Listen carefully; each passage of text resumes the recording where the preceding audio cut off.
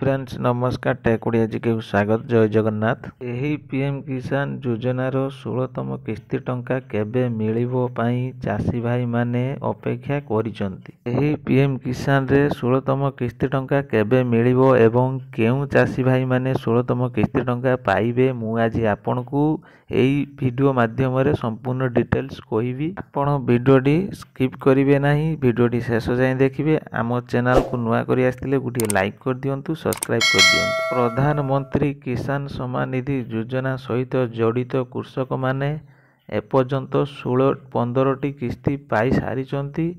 वर्तमान कोटी कोटी कृषक उत्साहर सहित 16तम किस्ती पाई अपेक्षा करिचंती। परवर्ती 16तम किस्ती खूब शीघ्र चाषी अकाउंट को हस्तांतर कराजिबो बोली कुहा जायछि जे आगामी मासरे अर्थात जनवरी सुधा पीएम किसान रो 16तम किस्ती टंका रिलीज करिवे सरकार। वर्तमान एही रिपोर्ट सटीक कि नाही आमे किछि कहि पारिबु नाही, कारण केंद्र सरकार एपर्यंत सूचना प्रकाश करि नाहंती। आमे केवल सरकार सूचना पाइबाकू अपेक्षा करिचु। गणमाध्यम रिपोर्ट अनुसार 16तम किस्ती अनुसार 30 जनवरी किंबा ता पूर्वरु कृषक को अकाउंट को 2000 टंका पठाई जाई पारिबो। सरकारी घोषणा परे ही तारीख प्रकाश पाइबो। 16तम किस्ती क्विज परे आपण ऑफिशियल वेबसाइट pmkisan.gov.in एही वेबसाइट रे परिदर्शन करिबा